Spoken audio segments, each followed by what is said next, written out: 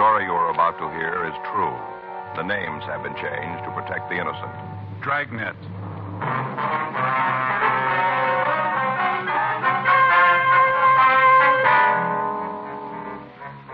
You're a detective sergeant.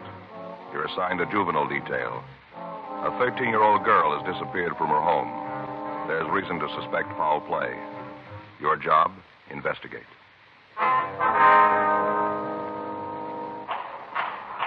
It was Saturday, April 17th. It was cold in Los Angeles. We were working the night watch out of juvenile detail. My partner's Frank Smith. The boss is Captain Powers. My name's Friday. I was on my way back from the fourth floor, and it was 11:52 p.m. when I got down to the main floor. Squad room. That you, Joe? Yeah. How'd it go? Oh, not too good. Did he say anything? No. He says we got him for the job, but it's going to end there. He's playing the big man now. Says he's not going to name that other kid. Yeah. Well, let him sweat it out tonight. He'll feel different in the morning, maybe. I hope you're right. Anything come in? As soon as I finish up this log, we can shove off if you want to. All right. You going right home? I say you're going right home. Well, I thought maybe I'd go by the city hall. I'd like to see Danny Galindo for a minute. What are you going to eat then? Yeah, I'll probably grab something. You want to go? Might as well. Kind of hungry. I don't like to wake Faye up. She sleeps kind of light, you know. She always wakes up when I get to rattling around the kitchen. Yeah.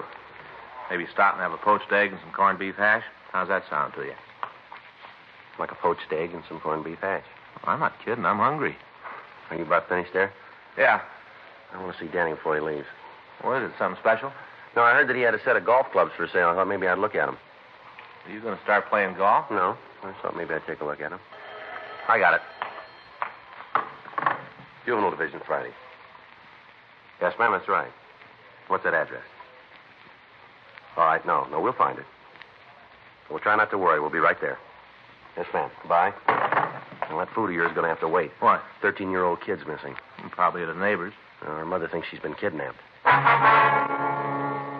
Frank and I left the office immediately, and we drove out to the address I'd been given on the phone. The caller had told me that her 13-year-old daughter was missing from the house. We parked our car a block from the place and walked the rest of the way in the event that the house might be watched. 12463 Courtney Terrace was a large house above Hollywood Boulevard. When we got there, all of the lights were on. Frank waited while I went up to the front door, and after a few minutes, he joined me. We were admitted to the house by a tall man in his early 40s who identified himself as the missing girl's father, Gilbert Moran. He asked us to come into the den of the house where he gave us the story. My wife's with the doctor. She went all to pieces when it finally hit her. Yes, sir. Now, have you checked with the girl's friends? Yes, sir, Gladys. Called them all. None of them have seen her. How about the neighbors? Oh, we've talked to them, too. They just can't tell us anything. You've got to find her. Yes, sir. We'll do our best, Mr. Moran. Now, you want to start at the beginning and tell us what happened? Yeah. Do you want a cigarette? No, you go ahead. I have one here. How about you? Oh, I have one, sir. Here's a match. Thank you. Joe? Yeah, thank you. All right, sir. Do you want to tell us what happened? Well, Gladys and I went to a show tonight down on the boulevard. We left Bunny here doing her homework. Bunny? That's your daughter? Yes, sir. Her name's really Lucille, but the kids at grammar school tagged her Bunny, and she's been called that ever since. Uh-huh. What time did you get here?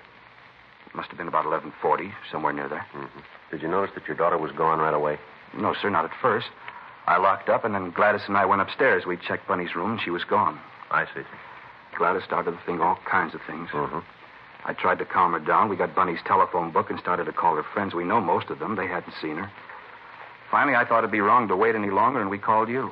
All right, sir. Now, do you want to give us a description of your girl? Would you wait just a minute? I'd like to talk to the doctor and see if Gladys is all right. Yes, sir. You go right ahead. She was terribly upset. Yes, sir. We understand. What do you think? I don't know. Big house, nice neighborhood. Looks like he's pretty well fixed, doesn't he? Yeah. Nothing about a contact yet. Well, the girl's only been gone a couple hours. The doctor's giving her a sedative. She's still pretty much upset. Yes, sir. Now, what if you give us that description? Well, she's 13 and about right for her age. Well, how do you mean, sir? She's about 4 feet 8, weighs around 80 pounds. What color's her hair? Dark blonde. She was always after her mother to let her use one of those rinses to make it lighter. Gladys said she should wait. I see. How about her eyes? Sort of brown, light. We used to tell her that she had honey-colored eyes, a sort of golden brown, real long eyelashes. Now, can you remember what she was wearing? Let me think. Well, as I remember, sir, she had on a pair of clam diggers. Sir? Clam diggers, short slacks. Hit her about right here, short. I see, uh-huh. What color? Denim, sort of light blue. I see. White blouse. Sort of like a man's shirt. How about shoes? Well, I think they were, Gosh, I'm sorry, sir. I just can't remember. Now, is it possible she might have changed her clothes before she left? She didn't leave, Sergeant. She was taken out of here. I'm sure it wasn't her idea. All right, sir, we understand. Is there anything else about your daughter that would make it easier for us to identify her? Well, I can't think of anything. All right. Frank, what if you call us in, please? Yeah. May I use your phone, Mr. Moran? Certainly. Where is it, please? Right through that door, there's an alcove in the hall. All right. The light switch is on the right, just behind the door. Thanks, sir. Say, wait a minute. Yes, sir? I forgot about Skippy. Who's that? Skippy, the dog, Bunny's dog. He's gone, too. Is that right? He must be with Bunny. First time I thought of him. He's usually right with her all the time. I haven't seen him since we got home. What kind of an animal is he? Golden cocker, about 4 years old. Bunny got him for her 9th birthday. I see. Better call on in, too, huh? Yeah. I wonder if I could see her room. Oh, sure, it's upstairs. This way? Mm-hmm. I hope you're not going to be angry, Mr. Moran. What? Has there been any trouble here in your home that might have affected the girl? What do you mean? Well, any arguments, disagreements, anything that might have upset her? No. No. Upstairs? Yes. How about boyfriends? You mean, does Bunny have any? That's right. Oh, there are a couple of kids in her class she has over once in a while. She's not allowed any nighttime dates. I see. Once in a while on a weekend, we go to a show and take one of the kids with us. Is there any one boy that she sees more than the others? Oh, no. Gladys and I both think she's too young for that. It's down this way, Sergeant. All right. This is her room. When we left, she was sitting right there at the desk. You can see how there's paper scattered all over. Yeah. Looks a little like there was a struggle, doesn't it? Mm-hmm. Now, she wouldn't do a thing like this if you just walked out. No, sir. Where does this door lead over here? Outside to a walk that runs around the house. Locked. Was it this way when you came home? Oh, yes, sir. I didn't touch a thing as soon as I realized she was gone. The radio was still on, was it? I told you, I didn't touch a thing. I see. She's been kidnapped, Sergeant. Somebody took her out of this house. Wait a minute, Mr. Moran. Well, what is it? What have you found? There's something under the bed here, doesn't it? It's her dog, Skippy. Yeah. Looks like he's been beaten to death, doesn't it? Frank called the office, and the description of the missing girl was broadcast. Captain Warren Stilson was contacted, and he sent a crew of men out to the house to go over the room for physical evidence. The telephone company was contacted, and arrangements were made for an extension phone to be placed in the same room as the existing instrument. In this manner, if the kidnapper should attempt to make contact with Moran, we could relay instructions to him easily. All of these preparations, however, were made with the thought that the house might be under surveillance by the person or persons who had taken the child. A team of men from Georgia Street Juvenile was sent out to the house, and a 24-hour watch was set up. Frank and I began to talk to the neighbors and friends of the Morans. None of them could shed any light on the missing teenager. By 4 minutes to 6 on Sunday morning, there still had been no attempt at communication by the kidnappers. By this time, the girl's description had been given out to all officers in the city who might come in contact with her. Although when we talked with the neighbors, we'd asked them to keep the inquiries in strictest confidence, one of them had gotten in touch with a local newspaper. And before we had a chance to stop it, the news of Bunny Moran's disappearance was out. The other papers in the city picked up the news, and by noon on Sunday, special editions were on the streets. 1:40 p.m. Still no word from the girl's abductors. Her friends were re-questioned without results. All of the people who knew her or who had any dealings with her were interrogated. Still no leads. The examination by members of the crime lab turned up no usable evidence. They established that the dog had been killed with a metal bookend. The Federal Bureau of Investigation was contacted, and they assigned a team of agents to work with us. By 6:20 p.m., Mrs. Moran was in a state of complete collapse. The entire city and the state were looking for her 13-year-old daughter. A roundup of all known deviants was started. 10:38 p.m. Frank and I got back to the office. I'll check the book. All right. Is the skipper in? No, I don't think so. Hargrove said he went over to City Hall meeting with Chief Brown and Lorman. Mm-hmm. Anything in the book? Wait a minute, let's see. There's a couple of calls. Nothing that can't wait, though. Well, you better call Fay, hadn't you, and tell her where you are? Yeah, I guess so. I want to tag by Leighton Prince before we go out to the house. Yeah. You check with the FBI? Yeah, they got the description of all of the border points. None of the guards remember seeing the girl. I figure she's still in the state, then. Oh, hi, honey. That's me. Mm-hmm. Yeah, I know. Well, I didn't get a chance. Well, I figured you'd read it. You don't know. Oh, okay, pretty B. Yeah, Joe is, too. No, nothing yet. What's that? Oh, you know I can't talk about that, honey. Yeah. Yeah, well, don't worry. No, a little headache, yeah. I'll take some aspirin. Look, I'll call you first chance I get. Yeah. Okay, goodbye, Dick. Worried, huh? Yeah, she always is when I'm late. Let's go, huh? Yeah, let's go. I get it. Juvenile Division, Friday. How long ago? Where? Right, we'll wait here. Yeah. No, I'll call him. He's over with Chief Brown. Mm-hmm. We'll wait. Yeah, bye. What do you got? Kidnapper made contact. A note? He called and wanted to talk to Moran. Druggist heard him make the call and notified Hollywood Division. Yeah. He's in custody now.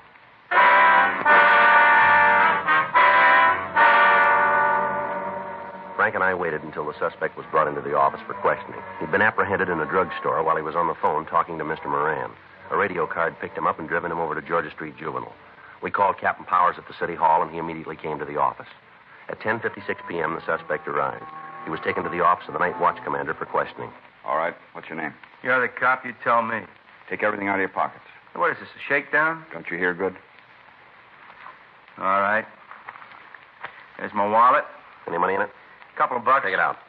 What are you doing, playing a lucky dollar Keep contest? the money in your hand. Just put the wallet on the table. Get the other pockets out. Nothing in them. Let us worry about that. All right. Change. There's a comb. Handkerchief. Clean, too. Matches. Cigarettes. There's a pen and pencil set. Couple more pennies. That's it. Want to check it, Joe? Yeah. This your wallet? It was in my I pocket. asked you if it was yours. Yeah. Driver's license here. This your true name? Better read it so you can have it in the record. Mark Lawrence Lansdale. That's your true name? It's what it says. You still live at the same address? Yeah. I'm going to ask you one question, Lansville. I want the right answer. What do I get if I come up with a winner? Where's the Moran girl? I don't know what you're talking about. And you better find out. 13-year-old kid's missing. You called her parents and asked for $50,000 for a return. Now, where's the girl? I thought you arrested guys for using the needle. Answer the question, mister. If I had it, you'd get it. All right, mister. I'm going to ask you once more. Where's the girl? I don't know what you're talking about. You think you're pretty big, don't you? I'll answer that one for you. You do that, will you? You say this girl's been kidnapped. That right? This is your party. You say you can prove that I made a call asking for $50,000. So far, I'm on the right track? All right. Then it figures that if you're so sure I got something to do with it, if I'm here, the girl's in trouble, don't it? Go ahead. If I don't turn up, something bad's likely to happen to her. True? You're still on. Well, if it's like I say that I don't know anything about it, then you're going to have to turn me loose anyway. I got nothing to worry about, cop. You keep me here and your prize kid's liable to end up in a ditch. You let me go and maybe you got a chance of getting her back. I'm going to spell it out for you, Lansville, and you listen good.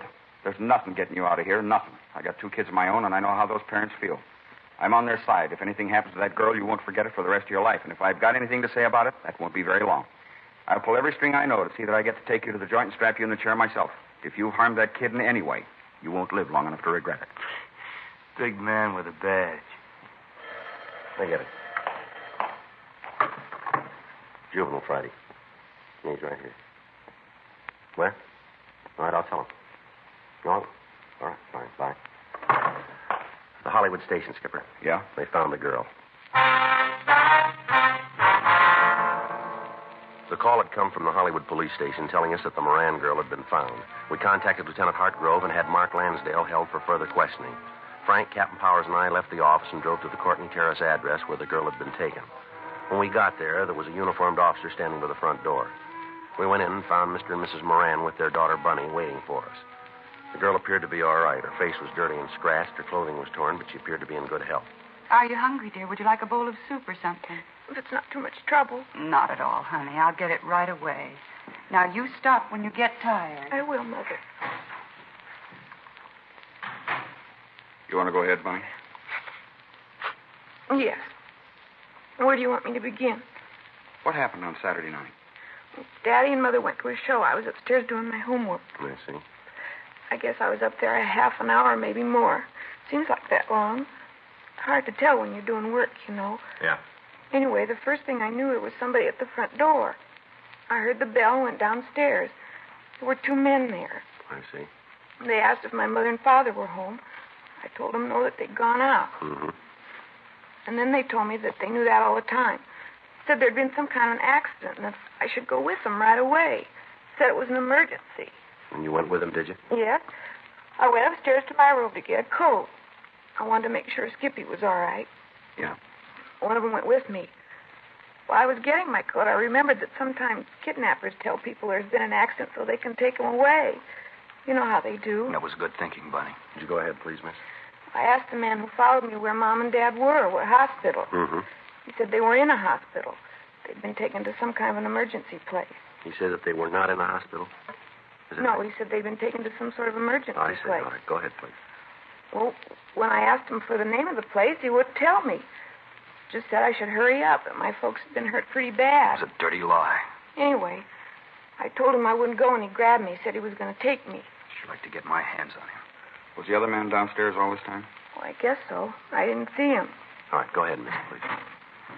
Here's your soup, honey. Now drink it while it's still hot. What kind? It's black bean, just like you like it. Go on now while it's hot.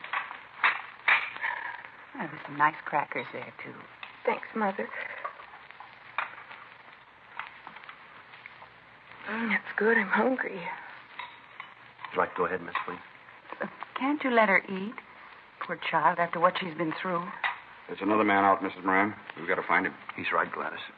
Well, you go ahead and eat while you're talking. Yes, Mother. And not too fast. All right. Please go ahead, miss. Well, when he grabbed me, Skippy, that's my dog, he got sore. Got real mad when he saw the man grab me, and he jumped at the man, tried to bite him. I see. The man hit Skippy, grabbed him and hit him a lot. I guess it killed him. I don't know. What happened then? Well, they took me out the car. It was parked outside in front of the house. Did you get a good look at the car? Mm-hmm. You can give us a description of it then. Yeah, I can tell you all about it. All right, where'd the men take you? Well, they drove for a long time. I think it's up in the hills someplace, up in Laurel Canyon. Mm-hmm. There's this kind of a house there, tar paper. Looks like the buildings they had when they were building the freeway.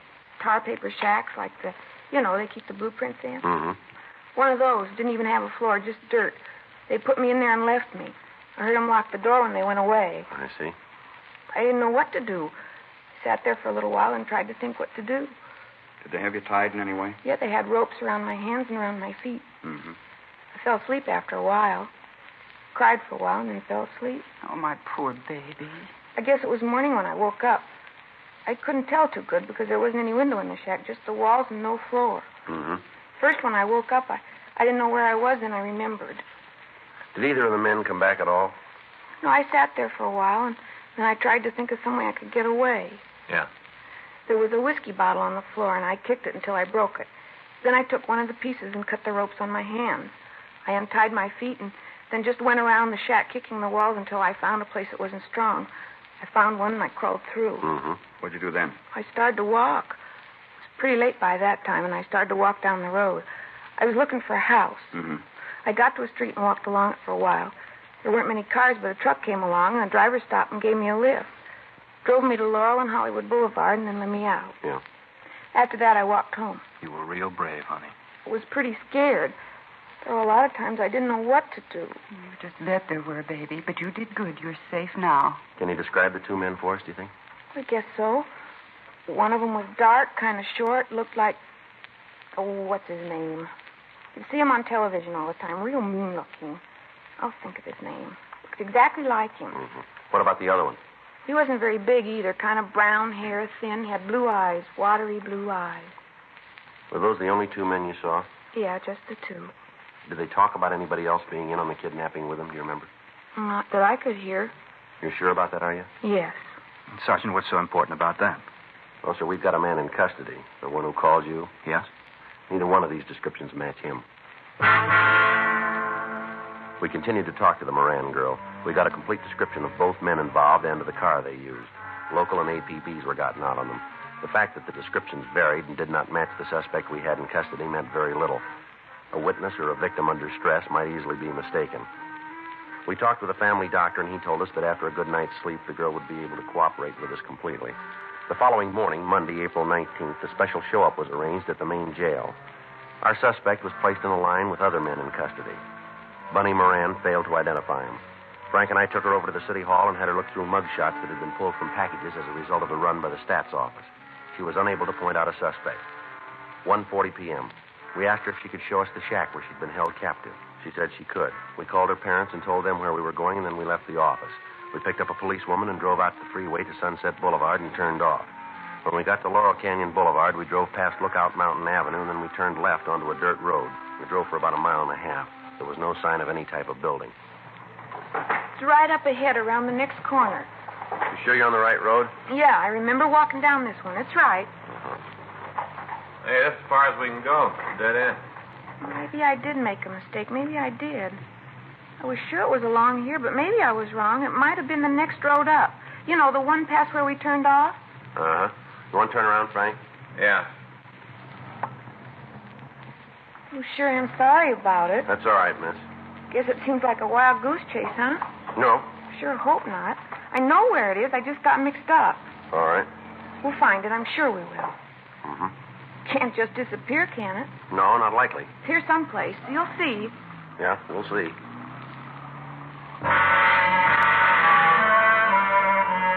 We went back to Laurel Canyon Boulevard and drove up all of the dirt roads in the vicinity. We didn't find the shack. Each time, Bunny Moran would offer some excuse. Finally, we asked her to describe the truck that had picked her up. She gave us a description that would fit 200 or 300 vehicles in the city. She was unable to tell us the name of the driver who'd stopped. We took her back to the office and asked her to go over the story again. When she finished, Frank left to get Captain Powers. All right, you want to tell us now? What do you mean? The real story, the way it really happened? Might be easier if you told us first, don't you think? I told you there isn't any more to tell. I told you all how it happened. Why are you lying? I'm not lying. This is the way it happened. Now, look, there are half a dozen places where the story you just told us doesn't fit with what you said last night. I was tired last night. Maybe I didn't remember. That's kind of hard to buy. Too many things that don't check out, miss. The story about your dog, the fact that you can't find the shack. You don't know who the driver of the truck was. There are a lot of things. I forgot, that's all. I made a mistake. Didn't you ever make a mistake? A lot of them. But last night you said that only one of the men went upstairs with you now. Isn't that right? I don't remember. You seemed pretty sure about it then. And I guess that's what I said. Only one of the men went with you, huh? That's what I said, yes. Well, then why, when you told the story just now, did you say that both of them went with you? I don't know. You're getting me all mixed up. Did you kill your dog? Did you? Yes. Why? I had to. To make the story sound real. I didn't want to, but I had to. Well, why'd you do it at all, miss? So they wouldn't mind, that's the reason. What do you mean, so who wouldn't mind? You'll think it's silly. You won't think it's a good reason. Why'd you tell me anyway, huh? Because I was failing. What? I flunked at school. I flunked and I didn't want my folks to know. They'd be real mad. Real mad. So you figured this kidnap thing out, huh? Played it that way. Yes. I thought that if something bad happened to me, they'd be so glad to have me back it wouldn't matter about my flunking. The whole thing was a lie from the beginning to end, huh? Yes. All of it. All right, youngster, we better get going. Where? We'll take you home. You gonna tell my folks about it? We haven't got much choice, have we? They'll be mad. Madder than they've ever been. Well, I guess they will. What'll I tell them? What'll I say? Well, I'll tell you, why don't you try something different? Huh? Tell them the truth.